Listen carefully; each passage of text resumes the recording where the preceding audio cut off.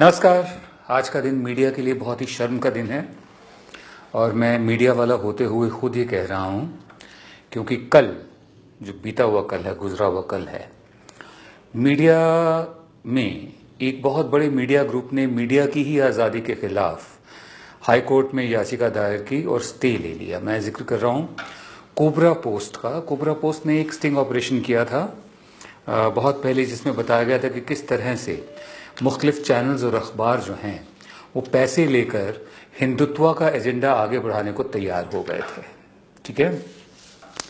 और उस वक्त जो स्टिंग ऑपरेशन था उसमें कोबरा पोस्ट के जो रिपोर्टर पुष्प शर्मा हैं वो आचार्य अटल बनकर गए थे और जहां जहां गए थे, जहां जहां लोगों ने माना, उन संस्थानों के नाम है, उन ऑर्गेनाइजेशंस के नाम है कि हम पैसा लेकर हिंदुत्व का एजेंडा आगे बढ़ाएंगे। पहले सॉफ्ट बढ़ाएंगे, फिर धीरे धीरे इसको सेमी पॉलिटिकल करेंगे, चरित्र हनन, कैरेक्टर असैसिनेशन वगैरह करेंगे।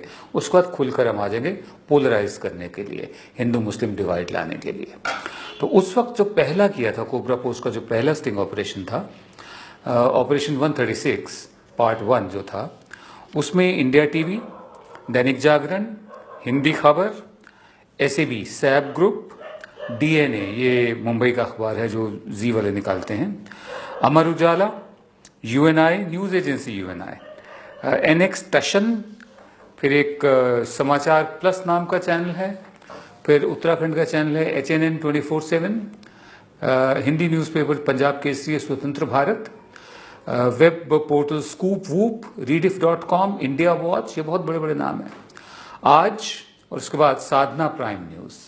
इनके अफसरान से, इनके अधिकारियों से बात हुई थी और वो पैसे की एवज में ये जो स्टिंग ऑपरेशन हुआ था, सॉफ्ट हिंदुत्व, फिर उसके बाद थोड़ा कैरेक्टर असैसिनेशन विपक्ष के नेताओं का, खासकर राहुल गांधी, मायावती और अखिलेश यादव का, और उसके बाद पोलराइजेशन की राजनीति, ये सब करने पर तैयार हो गए थे। कोबरा पोस्ट ने आज ऑपरेशन 136 पार्ट 2 जारी करना था और प्रेस कॉन्फ्रेंस करनी थी प्रेस क्लब ऑफ इंडिया में, लेकिन उससे पहले ही दैनिक भास्कर नाम का एक समूह है अखबार का, वो कोर्ट चले गए, उन्होंने स्टे ले लिया। अब ऑपरेशन 136 नाम इसलिए रखा गया क्योंकि दुनिया में मीडिया की आज़ादी के मामले में भारत 136वें स्थान पर है। कोबरा पोस्ट के इस पूरे एक्सपोजर का यही मकसद था कि किस तरह से पैसा लेकर जिन अखबारों पर, जिन चैनल्स पर हम विश्वास करते हैं, जिन लोगों पर हम विश्वास करते हैं, किस तरह से उनके मालिकान भी, उनके अफसरान भी जो हैं, पैसा लेकर किस तरह से वो एजेंडा आगे फैलाते हैं। एडवर्टोरियल एक और चीज होती है, एडवर्टीजमेंट और एडिटोरियल, उसके ऊपर लिखा होता है एडवर्टोरियल, लेकिन खबरों की आड़ में एजेंडा चलाना, चाहे वो शब्दावली हो कि मतलब महासंग्राम, राज तिलक, लक्ष्मण रेखा, धर्मयुद्ध, महाभारत, इस तरह की भाषा से, मतलब जो जो एक धर्म विशेष का एजेंडा आगे बढ़ाना। इस दफे का जो हुआ है स्टिंग ऑपरेशन, इसमें जो जो नाम सामने आए हैं वो चौंकाने वाले हैं वाकई। जो जो संस्थान हैं, इंस्टीट्यूशंस हैं जिन्होंने मंजूर किया कि हम पैसे लेकर कर देंगे ये काम, उनमें है times of India, the times of India, India today. India today ने हालांकि एक वो जारी किया है कि उनका जो बिजनेस प्रैक्टिस है, जो उनका जो मार्केटिंग वाला जो है और एडमिनिस्ट्रेशन है वो अलग है, एडिटोरियल अलग है। तो मार्केटिंग वाले अगर या बिजनेस एडमिनिस्ट्रेशन वाले अगर मंजूर कर रहे हैं पैसे लेना, तो किस एवज में कर रहे हैं, ये सवाल उठता है। Hindustan Times, Zee News, network 18, Star India, ABP News, Dainik Jagran, radio 1, Red FM, Lokmat, ABN Andhra Jyothi, TV5, Dinamalar, Big FM, के News, India Voice, the New Indian Express, MVTV और ओपन मैगजीन। ये कोबरा पोस्ट के इस हवाले से हमें ये नाम मिले हैं। आप एक काम करें, आप YouTube पर जाएं और कोबरा पोस्ट ऑपरेशन जो है, इसका जो नाम है कोबरा पोस्ट के ऑपरेशन का, ऑपरेशन 136 पार्ट 2, कोबरा पोस्ट ने बावजूद कोर्ट के सारा का सारा स्टिंग ऑपरेशन YouTube पर जारी कर दिया है। आप भी जरा देखें कि कौन कौन से महापुरुष हैं मीडिया के जो पैसा लेकर एक एजेंडा फैलाने को तैयार है। नाम है न्यू इंडियन एक्सप्रेस के Mahesh Babu P chief manager, Vineet Jain managing director Times Group के, वो सौदेबाजी कर रहे हैं खुद। Anil Dua chief revenue officer Hindustan Times, इनका मुझसे कोई लेना देना नहीं है, ठीक है, इनका सरनेम दुआ होगा, लेकिन Saurabh Mishra business head Hindustan Times, Sudhanshu Gupta vice president Paytm, Pradeep V group head sales ENIL, Namrata Nagaraj assistant manager sales Radio 1, Gauri Mohanty sales and marketing head Zee Kalinga, Vijay Shekhar senior vice president Paytm, Gautam Datta regional director east ABP News. देखिए एक से एक ऐसे नाम है संस्थानों के जिन पर लोग यकीन करते हैं। Anirudh Singh CEO editor in chief India Voice, Rajan Sharma general manager marketing Swaraj Express, Ashish Anand business head Bharat Samachar. इन सब के कच्चा चिट्ठा आपको YouTube पर मिलेगा। Operation 136 part 2 cobra post, operation 136 part 2 पर, ठीक है, आप YouTube में जाएं तो। हालांकि जज साहबान ने अपनी बुद्धिमत्ता में, अपनी विजडम में दैनिक भास्कर ग्रुप को स्टे दिया है, तो उनका जो स्टिंग ऑपरेशन है वो इन्होंने नहीं लगाया। दैनिक भास्कर के जो वकील हैं नीरज कृष्ण कौल, उनका बड़ा दिलचस्प इतिहास है। 1980 में वो लीगल प्रोफेशन में आए और 38 साल की उम्र में वो सीनियर एडवोकेट बन गए। 19 अप्रैल 2009 को उनको हाई कोर्ट का एडिशनल जज बनाया गया और वो सिर्फ 4 महीने और 8 दिन रहे जज, उसके बाद इस्तीफा दे दिया, लेकिन उनके बायोडेटा में आ गया कि वो जज भी रहे हैं।